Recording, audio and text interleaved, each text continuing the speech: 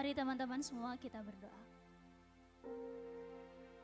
Bapa di surga, kami bersyukur untuk kasih dan penyertaan-Mu dalam hidup kami. Kami bersyukur untuk cinta-Mu yang begitu besar dalam hidup setiap kami.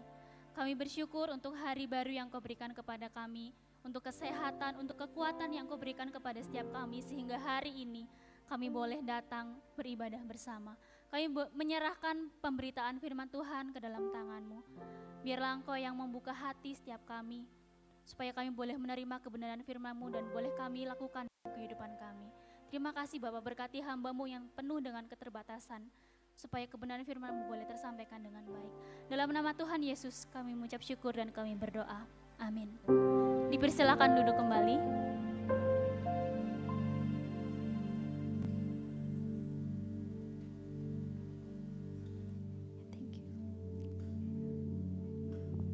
Selamat pagi teman-teman semua.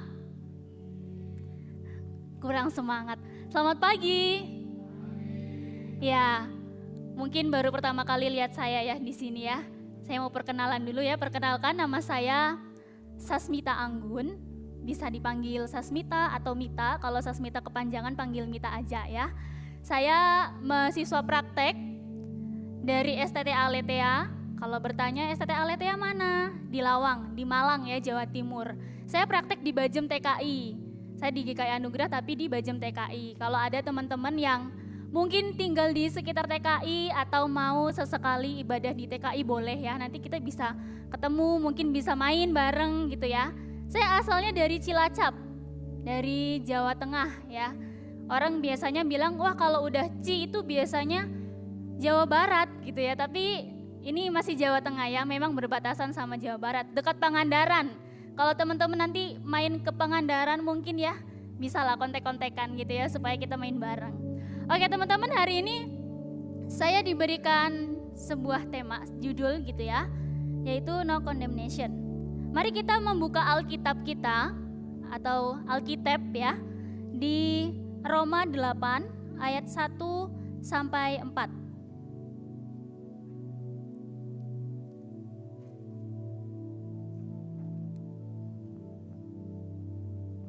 Roma 8 ayat 1 sampai 4 yang sudah ketemu katakan amin.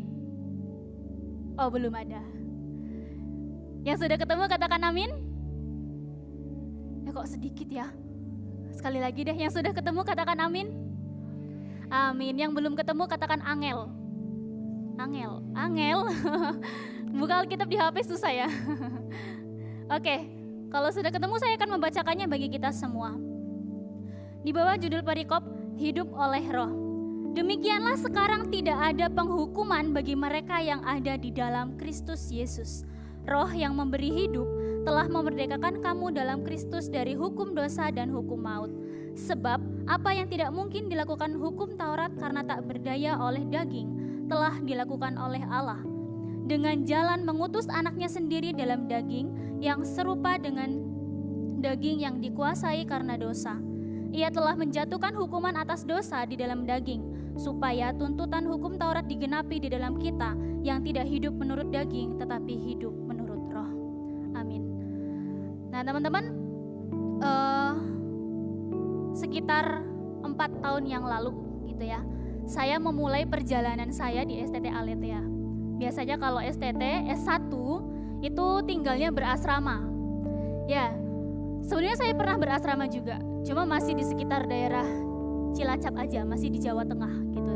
Waktu SMA saya berasrama. Nah, 4 tahun yang lalu saya masuk ke STT Aletea, saya memulai hidup berasrama. Namanya anak asrama ya. Kalau teman-teman di sini di rumah aja biasanya ada aturan-aturan dari orang tua, apalagi anak asrama ya. Anak asrama dari sekian banyak anak gitu ya. Bapak ibu asrama cuma 1 gitu ya. Makanya aturannya tuh banyak. Bahkan tidur pun diatur ya. Lampu kamar harus mati jam berapapun diatur. Dulu kalau di kampus 10:30 harus sudah mati lampu kamarnya. Kalau lampu kamar mati artinya tidur, gak boleh begadang ya. Mau keluar dibatasi gitu ya. Keluar tuh hanya boleh weekend biasanya. Terus kalau enggak hari Rabu Kamis, itu pun enggak boleh sampai keluar kota. Nah teman-teman, selama 4 tahun ya, kurang lebih 4 tahun itu hidup di asrama, rasanya bagi saya ya, saya memang anak rumahan. Di rumah saya jarang keluar, tapi ketika masuk asrama itu kayak merasa terkekang gitu ya, merasa kok kayak dikandangin terus gitu ya. Lebih-lebih waktu masih COVID, saya angkatan 2020 ya, waktu itu masih COVID gitu. Sama sekali nggak boleh keluar, bahkan untuk ke ATM ambil uang pun nggak boleh ya. Teman-teman bayangin ya, hidup hanya ketemu teman-teman ya yang itu-itu aja gitu ya, ketemu tembok, ketemu pohon-pohon, ketemu ikan-ikan di kolam gitu ya, bosen gitu ya, boring. Saya sangat menanti-nantikan gitu ya, kapan sih saya bisa bebas kayak orang-orang lain ya, kayak teman-teman saya yang lain, apalagi anak muda ya. Anak muda tuh saya kan dari SMA langsung kuliah gitu ya, masih masa-masanya lagi suka berkelana, suka main-main, ada kafe baru apa segala macam, suka kayak gitu ya. Tapi ini dikurung di dalam asrama, jadi terkekang gitu ya, terkekang banget gitu. Nah saya selalu menanti-nantikan ya, kapan ya saya bisa bebas kayak teman-teman saya yang lain. Kapan ya saya bisa keluar jam berapapun, pulang jam berapapun, terserah saya kapan saya bisa kayak gitu. Kapan saya bisa GoFood, bebas saya mau GoFood apa aja tuh kapan kayak gitu ya. Karena kalau di kampus GoFood pun dibatasi, ada hari-hari tertentu baru boleh GoFood. Nah teman-teman, ketika tiba masanya gitu ya, tiba masanya saya bisa bebas nih gitu ya. Bebas dalam artian kayak saya sekarang diutus praktek 1 tahun gitu ya. Kan saya bebas ya, tinggal sendiri, mau tidur jam berapapun terserah ya, mau bangun jam berapapun terserah ya, mau makan sehari 5, 6, 7 kali, 3 kali terserah.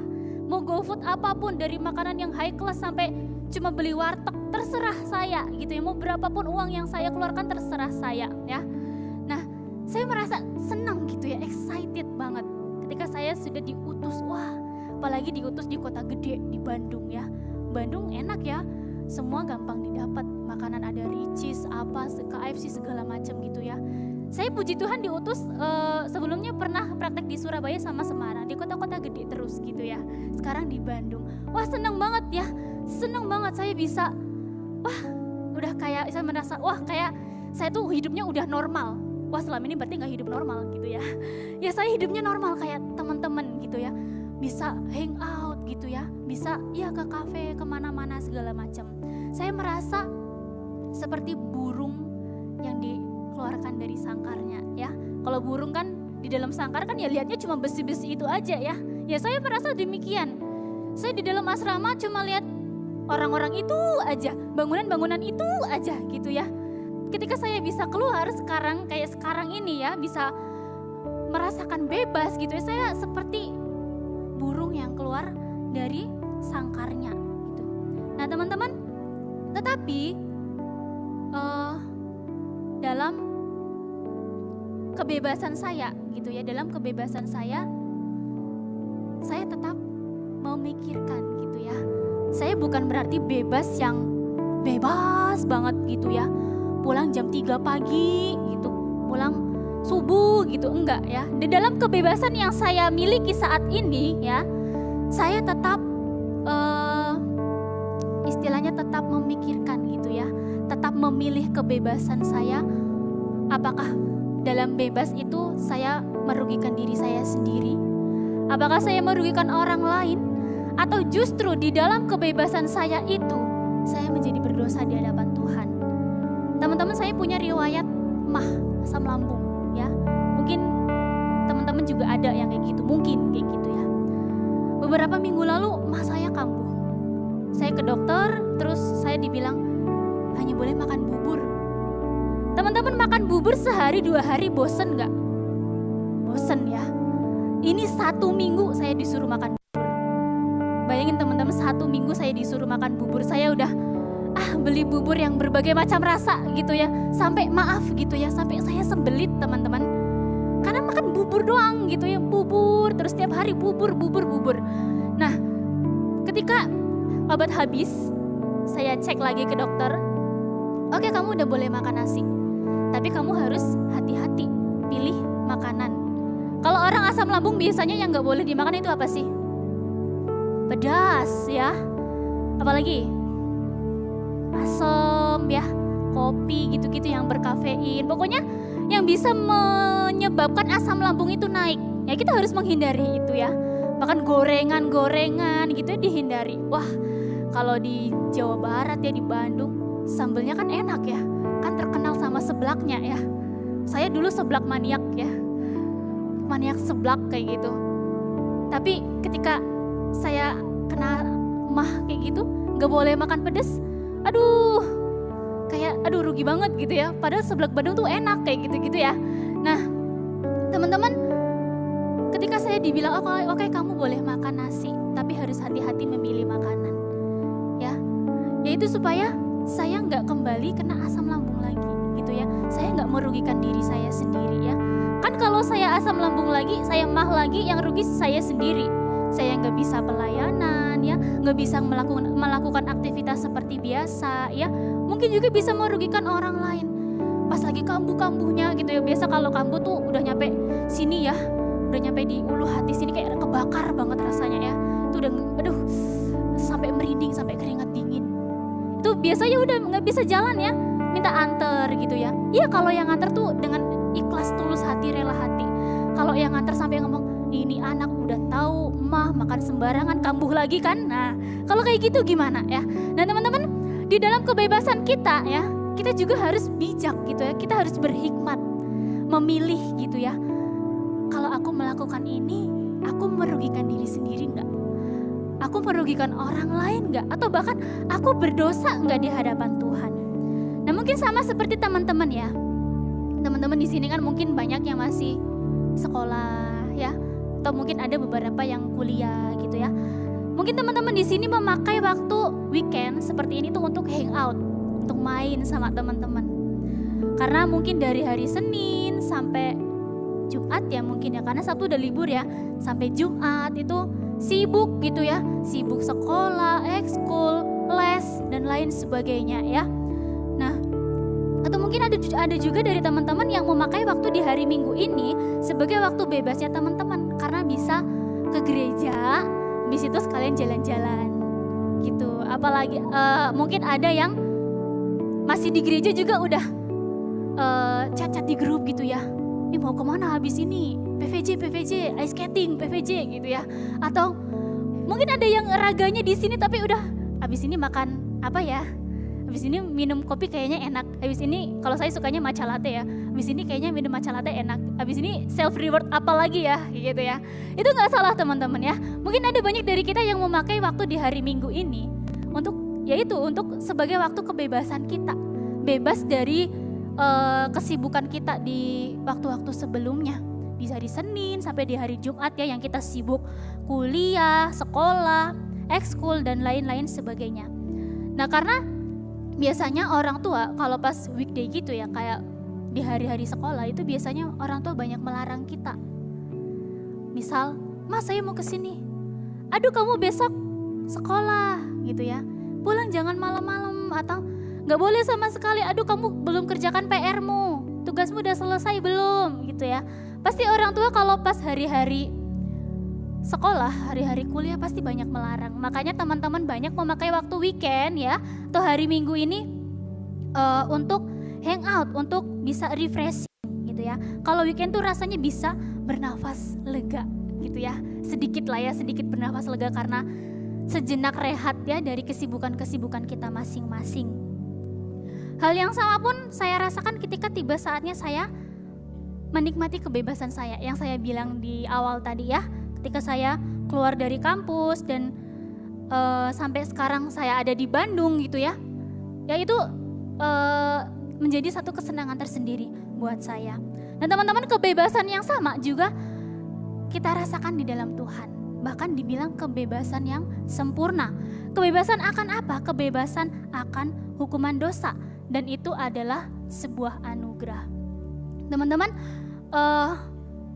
kita telah menerima anugerah kebebasan itu. Tetapi bukan berarti kita bisa hidup seenaknya. Bisa hidup Pak, aku udah ditebus sama Tuhan, aku udah jadi orang Kristen, aku udah jadi orang percaya, suka-suka aku mau kayak gimana gitu ya. Enggak teman-teman, di dalam kebebasan itu kita harus hidup dalam kebebasan dalam kebenaran ya. Seperti yang saya bilang tadi, kita harus memikirkan apakah kebebasan itu merugikan kita, merugikan orang lain, atau membuat kita berdosa di hadapan Tuhan. Di dalam kebebasan yang kita terima, kita harus tetap memperhatikan apa yang menjadi perintah Tuhan dan apa yang menjadi larangannya. Mari bersama kita memperhatikan di ayat yang sudah kita baca tadi ya. Kita perhatikan di ayat yang pertama. Di situ dikatakan, demikianlah sekarang tidak ada penghukuman bagi mereka yang ada di dalam Kristus Yesus. Nah teman-teman, ayat ini merupakan deklarasi gitu ya. Deklarasi yang menunjukkan bahwa kita semua tuh berada di dalam Kristus Yesus, yang artinya kita telah menerima Yesus sebagai juru selamat kita. Maka tidak ada lagi hukuman yang menanti kita. Hukuman kekal akibat dosa itu semua telah dihapuskan melalui kematian dan kebangkitan Kristus. Hukuman yang harusnya kita terima semuanya digantikan oleh Tuhan Yesus. Kemudian kita lihat di ayatnya yang kedua. Roh yang memberi hidup telah memerdekakan kamu dalam Kristus dari hukum dosa dan hukum maut. Teman-teman, Roh Kudus adalah Roh Allah yang tinggal di dalam kita, yang telah membebaskan kita dari kuasa dosa dan maut. Nah teman-teman, kita semua tahu kasih itu baik, betul? Kalau betul anggukan kepala? Iya betul ya. Kita semua tahu kalau kasih itu baik. Kita semua diperintahkan untuk mengasihi satu sama lain. Mengasihi semua orang ya, tua, muda gitu ya, anak kecil, baby gitu ya, dan semua gender gitu ya. Kita semua diperintahkan untuk itu. Tetapi akan menjadi salah ketika kita mengasihi sesama kita, sesama jenis dengan perasaan bukan kasih biasa, tapi kasih seperti seorang pasangan. Teman-teman, itu adalah hal yang keliru. Ya, itu adalah hal yang keliru yang bisa bikin kita terbawa arus. Ada yang lagu lagi tenar sekarang ya, sebab nanti kau akan terbawa arus gitu ya. Dan teman-teman, salah nggak kalau kita mengasihi orang yang mungkin punya penyimpangan seperti itu? Nggak salah ya, kita mengasihi orangnya, tetapi kita nggak membenarkan perbuatan yang dilakukan, kita nggak membenarkan penyimpangan yang dilakukan. Teman-teman, sekarang, zaman sekarang udah canggih ya. Kita bisa lihat orang-orang dengan penyimpangan seperti itu tuh gampang gitu ya. Kalau dulu mungkin masih tertutup-tutup, sekarang bahkan udah ada yang terang-terangan kayak gitu ya. Ada yang terang-terangan. Nah teman-teman, kita tahu bahwa kasih itu baik. Kita mengasihi sesama itu baik gitu ya. Tapi kita juga harus berhati-hati gitu ya. Jangan sampai kasih kita yang berikan kepada sesama itu ya, kepada sesama jenis gitu ya, adalah kasih yang bukan seperti kepada saudara seiman, tetapi seperti kayak pasangan kayak gitu. Teman-teman, di zaman sekarang dengan mudahnya kita bisa mengakses berbagai informasi, dari informasi yang baik ya hingga yang buruk. Pengaruh perkembangan teknologi saat ini membawa dampak yang buruk. Ada baiknya, ada juga buruknya gitu ya. Bagi generasi kita, apalagi bagi generasi di bawah kita, gen-gen alpha. Saya nggak tahu teman-teman di sini kebanyakan gen apa ya. Kalau saya masih Gen Z, saya masih Gen Z. Nah, perkembangan teknologi itu membawa dampak yang buruk bagi generasi kita dan di bawah kita. Saya sering lihat di bahkan kemarin gitu ya, kemarin baru lihat di TikTok. Ada anak SD udah foto studio bareng pacarnya. Aduh, geleng-geleng ya. Bahkan ada yang bilang kayak gini, dulu waktu SD lihat orang gede pacaran, sekarang udah gede lihat anak SD pacaran. Miris ya teman-teman ya, miris banget. Dulu anak SD ya ampun, gak kepikiran pacaran. Bahkan saya dulu kelas 3 SD masih ngompol saya, ngompol di kelas lagi ya. Saya kelas 3 SD masih ngompol, gak ada kepikiran pacaran, gak ada. Saya pacaran tuh umur berapa ya, mungkin kelas 8 SMP atau 9 SMP kayak gitu ya. Nah, Bahkan beberapa waktu lalu saya lihat berita gitu. Wah, ada anak SMP yang memperkosa temannya. 3 anak ini memperkosa temannya sebanyak 3 kali. Wah, itu saya sampai mikir anak SMP loh ya. Saya SMP dulu gak kepikiran cinta-cintaan, skincare aja saya belum tahu ya. Berangkat sekolah tuh udah mandi, sisiran, udah pergi. Gak ada tuh kepikiran sunscreen, moisturizer, serum, gak kepikiran kayak gitu. Gak kenal kayak gitu dulu ya. Zaman sekarang teman-teman, anak SMP udah tahu hal kayak gitu. Hal yang mungkin gitu, hal yang seharusnya dilakukan oleh pasangan yang udah sah gitu ya. Tapi anak SMP sudah melakukan hal itu. Nah teman-teman, pacaran kelewat batas gitu ya, itu rasa-rasanya sudah menjadi hal yang wajar di zaman sekarang. Pacaran kelewat batas tuh kayak check in gitu-gitu ya, kayak ya udah biasa aja gitu. Bahkan ada orang yang nggak punya malu gitu ya, kayak tanya cerita ke temennya kayak gitu. Aku kemarin check in di sana, lu coba sama pacarmu gitu ya. Bagus, ada pemandangannya. Wah, nggak beres ya. Pacaran zaman sekarang sampai check in itu kayak rasanya udah hal yang biasa aja. Di Indonesia saat ini kayak udah biasa aja. Teman-teman, saya punya seorang kenalan di STT di kampus saya. Ini nih anak nih kelihatannya murung banget ya. Gimana sih kalau orang murung tuh ekspresinya gimana sih? Ya datar gitu ya. Ya murung lah, murung aja gitu ya. Ini anak murung banget.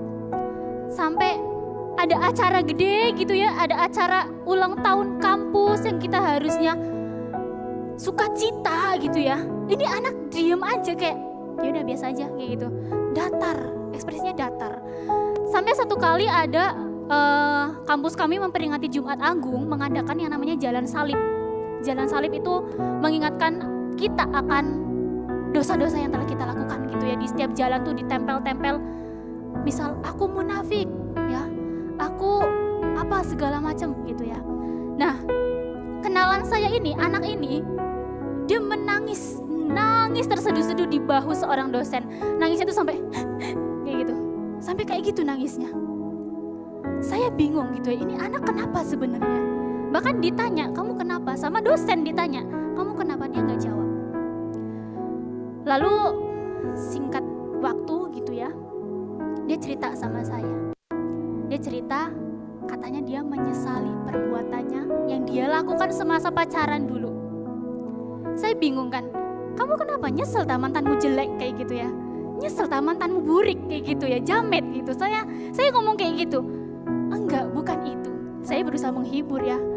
Saya pikir karena mantannya jamet dia nyesel gitu ya. Sukanya jedak-jeduk, saya juga suka jedak-jeduk gitu ya. Nah, dia bilang gini, saya nyesel pernah having sex sebanyak 3 kali sama pacar saya yang dulu, mantan gitu ya. Dia ngaku sama saya. Teman-teman itu cerita sampai jam 2 pagi. Jam 2 pagi dia cerita sama saya. Sampai saya tuh ke gereja sampai sakit kepala karena kurang tidur ya. Tambah sakit kepala karena denger itu. Dia bilang dia menyesal sudah having sex 3 kali sama mantannya dulu ya. Dan itu semua dia lakukan secara sadar. Bukan dalam keadaan mabuk atau apa segala macam. Ketika saya tanya, apa? Kenapa alasanmu kok kayak gitu? Dia berdalih. Namanya masih baru lulus SMA. Masih labil. Bisa gak saya membenarkan alasan itu? Gak bisa teman-teman. Kita semua punya nafsu, betul? Kalau betul anggukan ya, anggukan kepala ya, kita semua punya nafsu. Tapi kita semua juga ditantang bagaimana kita mengendalikan nafsu kita ya. Nah teman-teman, sekarang anak itu masuk STT. Masuk STT, dia menyerahkan diri menjadi hamba Tuhan. Namun dia merasa aku gak layak. Aku gak layak Tuhan, aku udah kotor, aku udah keji gitu ya. Mungkin udah jijik, aku jijik mas yang kayak aku udah jijik gitu ya. Udah berdosa di hadapan Tuhan. Aku gak layak melayani Tuhan. Dia merasa dia terkurung, dia merasa dia terbelenggu dengan dosa yang dia lakukan di masa lalu. Itu kalau mungkin sekarang udah 4 tahun gitu ya, udah 4 tahun yang lalu, berarti waktu itu dia cerita pas masih baru 3 tahun ya. 3 tahun yang lalu dia masih merasa terbelenggu, dia masih merasa terkurung di dalam dosa masa lalu. Teman-teman, pornografi ya, pornografi itu bisa merusak otak. Bahkan dikatakan 3 kali lebih bahaya daripada narkoba. Bukan berarti narkoba itu baik ya, bukan berarti saya memperbolehkan teman-teman mengkonsumsi narkoba, enggak. Tapi kita perlu tahu pornografi itu 3 kali lebih cepat merusak otak daripada narkoba. Nah teman-teman, kalau teman saya ya, rekan saya, kenalan saya itu masih terbelenggu dalam dosa masa lalunya, dan dia sekarang mulai bangkit gitu ya. Dia datang sama Tuhan, dia menyerahkan dosa-dosanya sama Tuhan, bahkan dia menyerahkan dirinya untuk menjadi hamba Tuhan. Teman-teman yang ada di sini juga bisa demikian ya. Mungkin ada teman-teman gitu ya yang juga mengalami hal yang sama, terbelenggu dalam dosa pornografi, yang misal gitu ya, mungkin gitu ya, sehari nggak nonton tuh rasanya aduh nggak enak, sehari nggak nonton tuh nggak bisa tidur gitu ya, atau sehari nggak baca tuh nggak bisa tidur gitu ya. Teman-teman, mari kita bertobat ya, bertobat. Kita minta pembebasan, kita minta pembebasan dari Tuhan supaya kita layak melayani Tuhan. Teman-teman, saya nggak tahu siapa-siapa aja, saya nggak tahu gitu ya, dan nggak berhak tahu. Ketika teman-teman mungkin melakukan dosa itu, mungkin teman-teman nggak ada yang lihat, mama papaku nggak lihat gitu ya, tapi Tuhan lihat, Tuhan tahu apa yang teman-teman tonton, apa yang teman-teman lakukan, Tuhan lihat dan Tuhan tahu. Coba kalau pas lagi teman-teman nonton kayak gitu, tiba-tiba hey, suara Tuhan, hey, kaget nggak kalau Tuhan yang ngomong kayak gitu? Kalau masih diingetin sama pengkhotbah ya bersyukur, tapi kalau tiba-tiba Tuhan yang ngomong, hey bertobat, Tuhan yang ngomong kayak gitu, gimana? Lagi nonton tiba-tiba ada suara kayak gitu, wah pasti takut ya rasanya gitu ya. Dan teman-teman, mari kita menyerahkan apapun dosa yang saat ini masih membelenggu diri kita ya. Kita datang sama Tuhan, kita bawa dosa-dosa itu ke hadapan Tuhan, kita mohon ampun sama Tuhan. Tuhan ampuni kita enggak? Ampuni ya. Tuhan ampuni dosa-dosa kita, dosa yang menurut kita jijik gitu ya, dosa yang menurut kita aduh aku berdosa banget di hadapan Tuhan, Tuhan ampuni kita. Ada lagu ya yang mengatakan walau dosaku merah, ada yang tahu teman-teman? Bak kain kesumbah, engkau menjadikanku putih seputih bulu domba. Bulu domba kan putih ya. Dikatakan dosa kita tuh kayak kirmizi, merah. Mungkin kayak kursi di belakang gitu ya, merah gitu ya. Tuhan ampuni kita ya. Tuhan menjadikan kita putih, hati kita putih seperti bulu domba. Teman-teman, ketika Roh Kudus tinggal di dalam hati kita, ketika Roh Kudus tinggal di dalam diri setiap kita, kita semua dibebaskan dari kuasa dosa dan kuasa maut. Kita akan memiliki kebebasan yang berarti kita bebas di dalam kebenaran. Di dalamnya kita bisa melakukan apapun, kita bebas melakukan apapun yang tidak merugikan diri kita sendiri, tidak merugikan orang lain, dan tidak membuat kita berdosa di hadapan Allah. Hukum dosa yang dulu menguasai hidup kita, saat ini dikalahkan oleh Roh Kudus.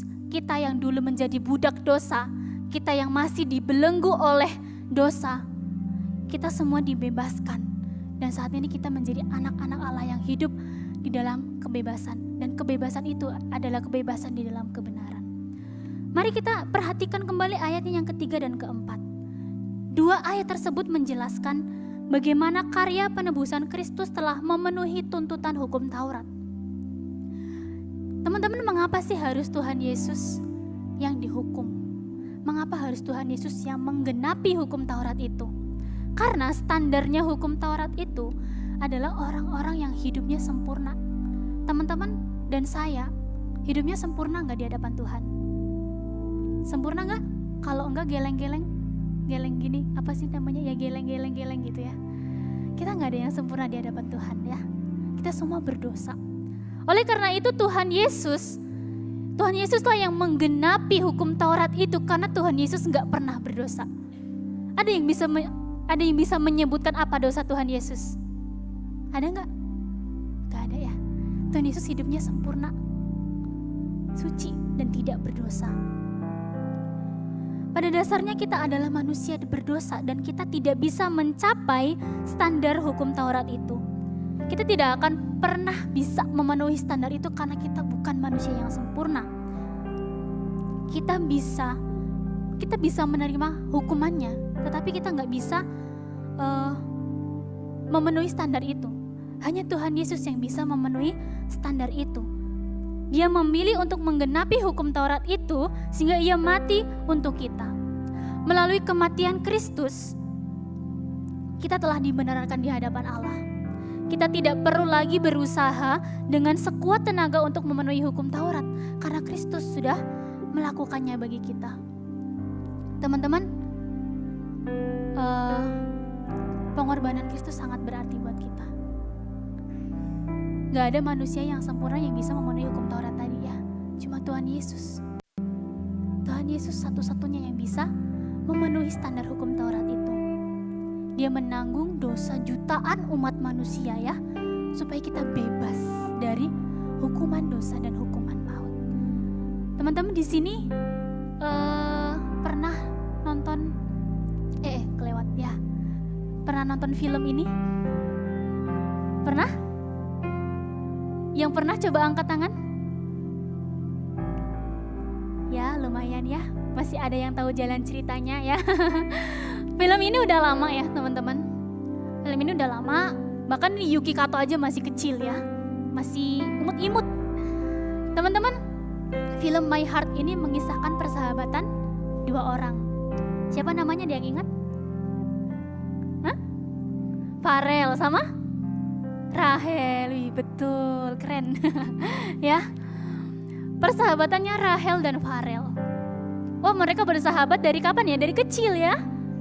Dari mungkin masih SD gitu ya. Mereka bersahabat.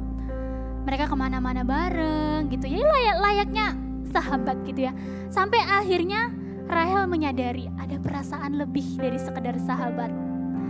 Ada yang bilang katanya, cowok cewek tuh gak ada yang murni sahabatan. Percaya gak? Percaya? Oh percaya? Oh yang di sini percaya. Ada yang mengalami ya? Hah? Oh iya, friendzone ya? Enggak, bercanda ya. Ya, Rahel menyadari ada perasaan lebih dari sekedar sahabat kepada Farel. Makanya dia kalau ketemu Farel, wah excited banget gitu ya. Kita kalau ketemu crush gitu ya, wih seneng ada crush gitu ya. Crush lagi main basket, nonton, siapa tahu di notice. Saya dulu pernah jadi cegil ya teman-teman. Saya jadi cegilnya pacar saya yang sekarang. Saya, sampai kode-kode lewat story. Wajar teman-teman, wajar gitu ya, wajar. Saya jadi cegil soalnya. Nah, Rahel juga demikian ya. Wah seneng ketemu Farel, seneng gitu. Nah, sampai satu ketika datang seorang lagi. Ada yang tahu namanya siapa seorang lagi? Luna Maya, bukan ya.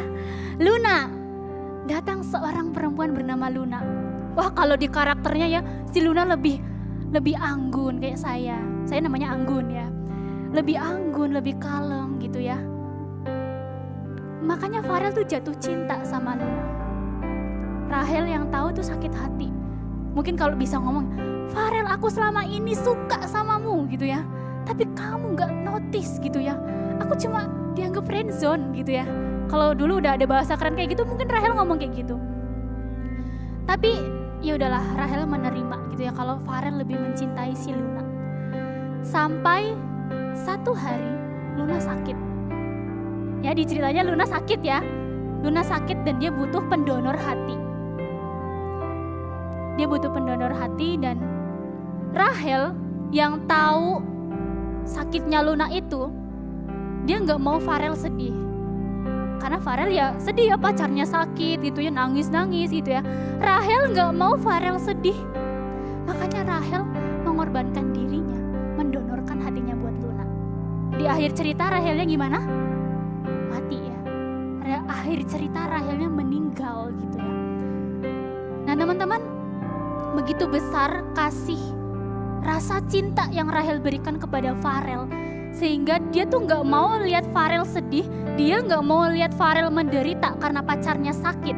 Makanya dia mendonorkan hatinya, dia mengorbankan dirinya supaya bisa nyelamatin orang yang disayang sama Farel. Teman-teman, kasih yang sama, cinta yang sama juga kita terima dari Tuhan kita Yesus Kristus. Tuhan gak mau kita tuh menerima hukuman dosa itu.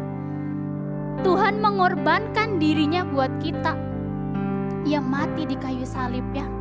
Teman-teman, satu dosa kita itu setara satu cambukan di punggung Yesus. Teman-teman tahu cambuk bentuknya gimana? Gimana ya? Mungkin kayak gini. Ya kayak gitulah intinya lah ya. Kayak ya begitulah, pokoknya tajam gitulah ya. Nah teman-teman, satu dosa kita tuh satu kali cambukan di punggung Yesus. Bayangin kalau dalam satu hari kita berbuat 10 dosa, 10 kali Tuhan Yesus dicambuk. Dan dicambuk itu bukan tek, nempel aja, enggak, tapi ditarik gitu ya, sobek-sobek gitu ya. Bayangin kita satu hari berbuat 10 dosa, 10 kali Tuhan Yesus dicambuk, itu baru satu orang. Ada berapa jutaan manusia yang Tuhan Yesus tebus dari hukuman dosa? Ya, teman-teman, kasih Yesus kepada kita ya, cintanya Tuhan Yesus kepada kita itu telah membebaskan kita dari hukuman yang seharusnya kita terima. Seharusnya kita yang dicambuk loh. Seharusnya kita yang kena cambukan itu. Teman-teman, kalau kena jarum aja sakit nggak? Sakit.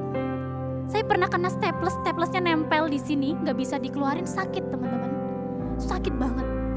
Bayangin kalau cambuk udah nempel gini, ditarik lagi ya. Nggak cuma satu kali teman-teman, berjuta-juta kali gitu ya. Itu melambangkan dosa jutaan umat manusia yang Tuhan Yesus tanggung.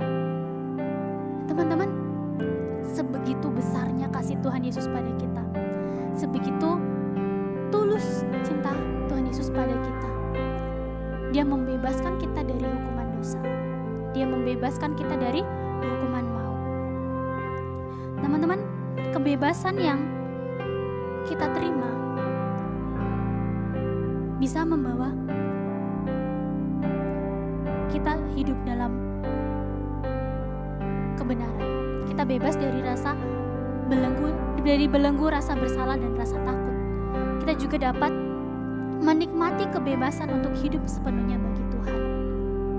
Kemudian dengan kebebasan yang telah kita terima dari Tuhan, kita juga memiliki hubungan yang lebih dalam dengan Allah. Kebebasan yang kita terima memungkinkan kita untuk dekat dengan Allah. Kita dapat mengalami kasih dan pengampunan pribadi dari Allah. Kemudian dari pembebasan yang kita terima itu, pembebasan di dalam kebenaran, kita menerima, kita mendorong kita untuk melayani sesama kita dengan hati yang murni dan dengan hati yang tulus. Kita juga didorong untuk menjadi saksi Kristus di tengah-tengah dunia ini. Teman-teman, ketika kita menerima anugerah pengampunan, ketika kita menerima anugerah keselamatan, bukan hanya ya kita terima, ya udah biarin gitu ya, enggak. Tapi kita juga mari kita membagikannya ke sesama kita ya, ke rekan-rekan kita, khususnya buat mereka-mereka yang belum percaya. Kebebasan dalam Kristus yang kita terima bukan berarti kita bebas untuk berbuat dosa seperti yang dibilang di awal tadi ya. Bebas terserah, aku udah ditebus. Aku biasa kalau di beberapa gereja gitu ya, kalau di liturgi ibadahnya tuh ada doa pengakuan dosa. Tuhan, aku minggu ini melakukan dosa misal sebanyak 20 kali. Gampang, nanti aku bisa pengakuan dosa di gereja. Tiap minggu kayak gitu ya. Nanti di gereja ada doa pengakuan dosa, ada momen pengakuan dosa. Teman-teman, kebebasan yang kita terima bukan berarti seperti itu ya. Bukan berarti kita bebas melakukan apapun semau kita, gak memikirkan apakah itu merugikan kita, orang lain, atau membuat kita berdosa di hadapan Tuhan. Kebebasan yang kita terima adalah kebebasan di dalam Kristus untuk hidup sesuai dengan kehendak Allah. Kebebasan di dalam Kristus tidak berarti kita mengabaikan hukuman Allah. Hukum Allah seharusnya menjadi pedoman dalam hidup kita, bukan hanya sebagai dasar untuk memperoleh keselamatan. Teman-teman, kita telah menerima kebebasan dalam Kristus. Kabar baik ini bukan hanya ya untuk kita terima sendiri, tetapi mari kita bagikan kepada rekan-rekan kita ya. Mari teman-teman, di dalam kebebasan yang kita terima saat ini, kita bijak, kita berhikmat ya. Dalam keseharian kita ya, dalam kita kuliah, sekolah, kerja ya, kita punya kebebasan ya. Tapi mari teman-teman, mari bersama kita berhikmat ya. Oh ya, kalau aku begini aku salah, aku berdosa, aku merugikan diri sendiri, aku merugikan orang lain. Dan kalau ada dari teman-teman yang saat ini masih merasa terbelenggu dengan dosa-dosa masa lalu, mari kita bawa dosa itu ke hadapan Tuhan. Kita minta ampun sama Tuhan ya. Ingat ya, walau dosa kita merah kayak kain kesumba, Tuhan akan ubahkan putih seperti bulu domba. Mari teman-teman, kita gunakan kebebasan itu dengan sewajarnya, dengan baik ya. Kebebasan di dalam kebenaran, bukan bebas semau kita sendiri, bukan bebas yang hahaha kesana kemari semau kita gitu ya, kayak orang gak kenal aturan ya. Mari kita buat diri kita melakukan kebebasan di dalam kebenaran itu. Mari kita berdoa. Bapa di surga, kami bersyukur untuk firman yang telah kami terima. Kami bersyukur untuk kebebasan yang telah kami terima melalui pengorbanan-Mu di atas kayu salib. Kiranya Engkau yang menolong kami untuk kami boleh hidup dalam kebebasan, dan kebebasan itu di dalam kebenaran. Kiranya Engkau yang tuntun kami, Engkau yang membimbing kami, supaya kami boleh senantiasa hidup di dalam kebenaran, dan kami boleh senantiasa taat akan semua perintah-Mu. Terima kasih Bapa, kami menyerahkan waktu selanjutnya ke dalam tangan-Mu. Hanya dalam nama Tuhan Yesus kami berdoa. Amin.